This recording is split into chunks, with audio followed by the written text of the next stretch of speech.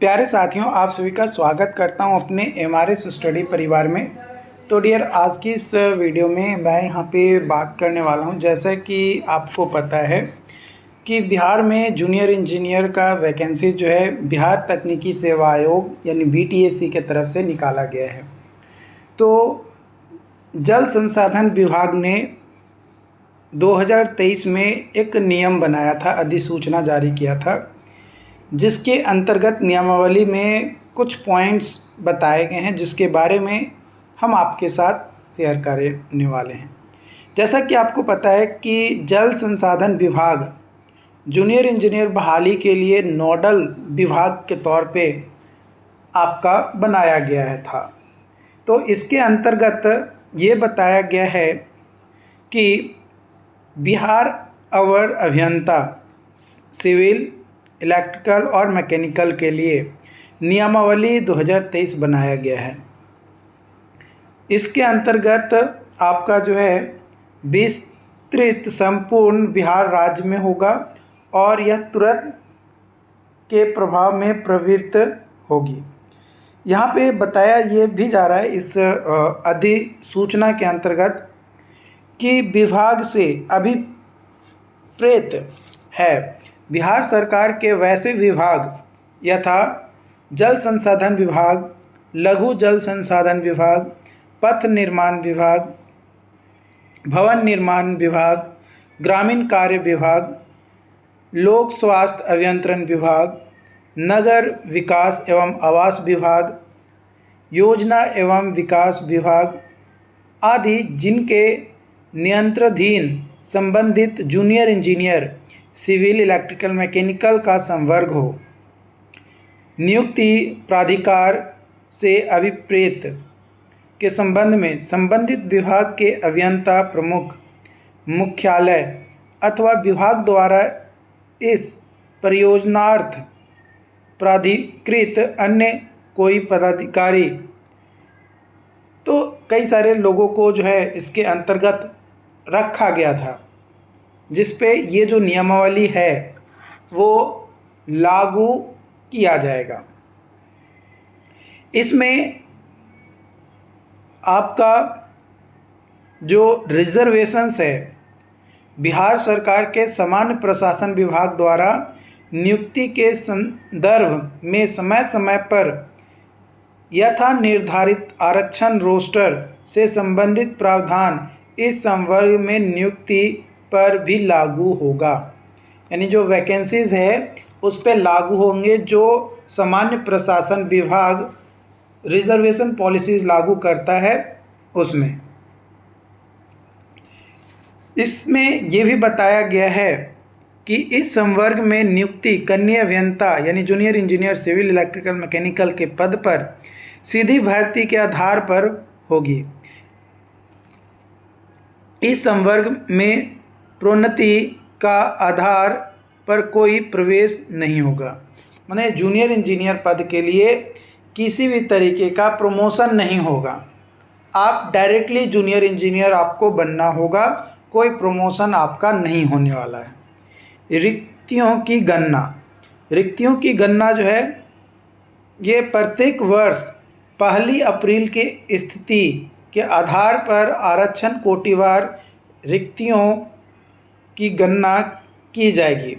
यानी अगर हम यहाँ पे देखें तो ये जो 2025 में वैकेंसीज निकाली गई है ये कहीं ना कहीं अप्रैल 2025 तक जो रिक्तियाँ विभाग को मिली है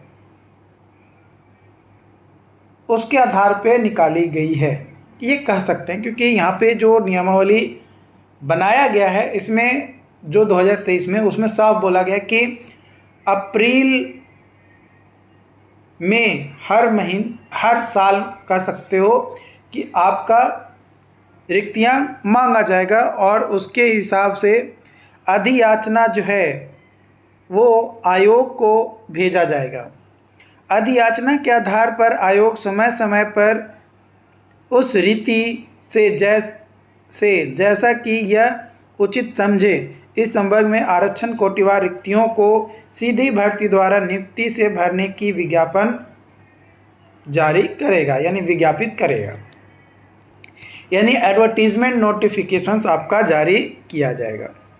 अब बात किया जाए यहाँ पे कौन एलिजिबल्स होंगे इस नियमावली के अंतर्गत जो 2023 में बीटीएससी के द्वारा दिया गया था, यानी जल संसाधन विभाग के द्वारा, और बीटीएससी को भी यही नियम जो है लागू करने पड़ते हैं ज़बरदस्ती। यहाँ पे बताया ये जा रहा है कि भाई भारत के निवासी होने चाहिए, नागरिक होने चाहिए, डिप्लोमा या उसके समकक्ष योग्यताधारी होना चाहिए सिविल, इलेक्ट्रिकल, मैकेनिकल इंजीनियरिंग में। चयन हेतु तकनीकी योग्यता आपका जो है, जो रेगुलर कोर्स है सिविल, इलेक्ट्रिकल, मैकेनिकल का, वो होना चाहिए या उसके समकक्ष होना चाहिए। अगर आप डिस्टेंस मोड यानी नॉन रेगुलर मोड पे अगर आप फॉर्म को भरते हो या आपने डिप्लोमा किया है तो आप यहाँ पे अप्लाई नहीं कर सकते हो। लेकिन अब नॉन रेगुलर में कई सारे लोगों का ये भी सवाल आता है कि सर हमने तो लैटरल एंट्री से पॉलिटेक्निक किया है, क्या लैटरल एंट्री से जो पॉलिटेक्निक किया है वो एलिजिबल है, क्या वो फॉर्म भर सकता है? तो बिल्कुल भर सकता है। लैटरल एंट्री से जो फॉर्म भरा जाता है वो भी रेगुलर मोड में ही आता है, नॉन डिस्टेंस मोड में ही आता है, रेगुलर कोर्स में ही आता है। हाँ, आप जब लैटरल एंट्री से करते हो तो उसमें होता ये है कि या तो आप आईटीआई के बाद पॉलिटेक्निक करोगे या 10+2 के बाद पॉलिटेक्निक करोगे, तो आपको 1 साल का छूट मिलता है कि भाई आपने 2 साल पढ़ने में टाइम दिया है, चीज़ों को आपने समझा है, तो आपको हम 1 साल छूट देते हैं पॉलिटेक्निक करने में, ये चीज़ होता है। तो अगर आप लैटरल एंट्री से भी किए हो पॉलिटेक्निक यानी डिप्लोमा किए हो सिविल, इलेक्ट्रिकल और मैकेनिकल में, तो आप यहाँ पे अप्लाई कर सकते हो। या फिर यूजीसी के अंतर्गत जो भी यूनिवर्सिटीज़ आते हैं उसमें रेगुलर मोड में अगर आपने डिप्लोमा प्राप्त किया है engineering in civil, mechanical, electrical, तो आप यहाँ पे अप्लाई कर सकते हो, फॉर्म को भर सकते हो। मिनिमम एज जो है 18 साल होना चाहिए 1 अगस्त से पहले, यानी 2025 में है तो 2025 के 1 अगस्त तक आपका जो है 18 साल हो जाना चाहिए, 1 अगस्त से पहले तक, तब आप यहाँ पे अप्लाई कर सकते हो। बाकी जो ऑफिशियल डिटेल नोटिफिकेशन आएंगे वो तो मैं आपके साथ शेयर करूँगा ही। ये तो जो नियमावली 2023 में बनाया गया था हम उसके बारे में डिस्कशन आपके साथ कर रहे हैं। चयन की जो प्रक्रिया होगी वो प्रतियोगिता परीक्षा लिया जाएगा, उसके में प्राप्त अंक और संविदा के आधार पर कार्य किए गए अवधि से प्राप्त अंक दोनों को मिलाकर आपका जो है नियुक्ति होगा, यानी आपका चयन होगा। जो संविदा पे काम कर रहे हैं उनको प्रति वर्ष के हिसाब से 5 अंक दिए जाएंगे, ये यहाँ पे जो है बोला गया है। यानी 75 अंक का आपका एग्ज़ाम्स होगा, है ना, लिखित परीक्षा होगा, और 25 अंक का आपका जो है संविदा के आधार पे दिया जाएगा, यानी टोटल जो है प्राप्तांक आपका कितना हो जाएगा, 100 अंक आपका हो जाएगा। तो ये जो नियमावली है कई सारे लोग इसका विरोध कर रहे हैं कि ये चीज़ें लागू नहीं होना चाहिए, क्योंकि असिस्टेंट इंजीनियर्स में जो बहाली आती है बिहार में बीपीएससी जो जारी करता है उसमें भी यही नियम होने के कारण से कई सारे ऐसे फ्रेशर कैंडिडेट हैं जिनका सिलेक्शंस नहीं हो पाया है। तो कई सारे लोग आह्वान कर रहे हैं कि इस नियम को हटाया जाए। तो भैया जब लोग बीटेक वाले ये चीज़ हल्ला कर रहे थे कि 25 और 75 का जो मामला है उसको हटाया जाए। तो डिप्लोमा वाले और बीटेक वाले दोनों को मिलकर आवाज़ उस समय उठाने की ज़रूरत थी कि भाई इसको हटाया जाए। बीटेक वालों को मार मार कर कमर तोड़ दिया गया। कमर तोड़ दिया गया मतलब कि उन्होंने कई बार आह्वान किया, लोग जुटिए, 75-25 का मामला जो है उसे ख़त्म करवाइए, लेकिन लोग जो है सोते रहे। लोगों ने ये सोचा कि ये तो बीटेक पे अलाउ है, हम तो डिप्लोमा वाले हैं, हमारे लिए जो वैकेंसीज आती है वो तो नंबर बेसिस पे आता है, हम तो चुटकी बजाते हैं और हमें नौकरी मिल जाता है, हम तो भाई पास होंगे, हमको हमारी कदमों में नौकरी मिल जाएगी। तो भैया ऐसा सपना जो देख रहे थे ना, जब नोटिफिकेशंस आएगा तो उनका सपना धरा का धरा रह जाएगा। कई सारे लोग हमारी बातों से रूठ जाएंगे। रूठने का कारण है कि भाई जो कड़वी चीज़ें हैं ना, जो सच है वो हमेशा थोड़ा कड़वा लगता है, थोड़ा दुख पहुंचाता है शुरुआती दौर में, बट जो कड़वा लगता है ना वो अंत में उसका रिज़ल्ट जो है ना पॉजिटिव निकल कर आता है। ठीक है, तो ये नियमावली में साफ तौर पे चीज़ों को बताया गया।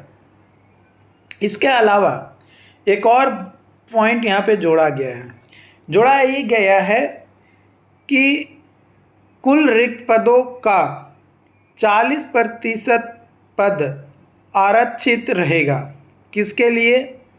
जो बिहार राज्य के अंदर अवस्थित, माने बिहार राज्य के अंतर्गत जो लोग भी डिप्लोमा किए हैं यानी पॉलिटेक्निक किए हैं सिविल, इलेक्ट्रिकल, मैकेनिकल में, यानी बिहार के कॉलेज से, चाहे वो प्राइवेट कॉलेज हो चाहे वो गवर्नमेंट कॉलेज हो, ये चीज़ ध्यान रखना, चाहे वो प्राइवेट कॉलेज हो चाहे वो गवर्नमेंट कॉलेज हो, बिहार के अंदर स्थित कॉलेज से वो अगर पॉलिटेक्निक किया है तो उसको 40% आरक्षण दिया जाएगा।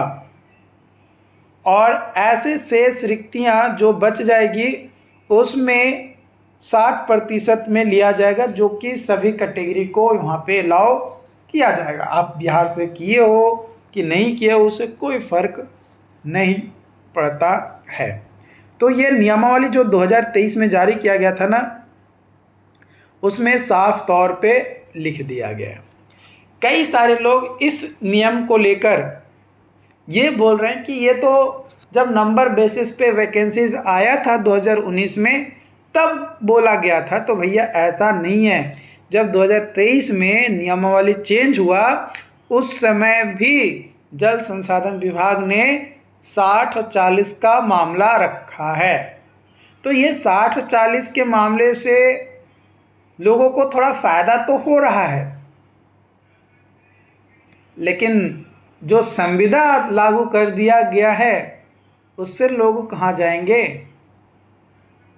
जो 40% में हैं वो तो जो संविदा वाले हैं वो लेके चले जाएंगे, क्योंकि उसमें कई सारे लोग ऐसे होंगे जो बिहार के होंगे, संविदा पे होंगे, तो उनका नंबर अच्छा आ जाए। हो सकता है कि वो 60% में भी चला जाए, बट सीटें तो लेके जाएंगे। तो अब लोगों को आंखें खुल रही है कि 75-25 का मामला को हमें थोड़ा आगे बढ़ाना की ज़रूरत है। लोग धीरे धीरे बढ़ा रहे हैं। हमारी तरफ से जो भी सहयोग होगा हम हर सहयोग देने के लिए तैयार हैं, लेकिन लड़ना तो आपको खुद ही है। ओके, तो बाकी जो भी और अपडेट्स होंगे वो आप लोगों के साथ शेयर किया जाएगा। मिलते हैं नई वीडियो में नई अपडेट के साथ।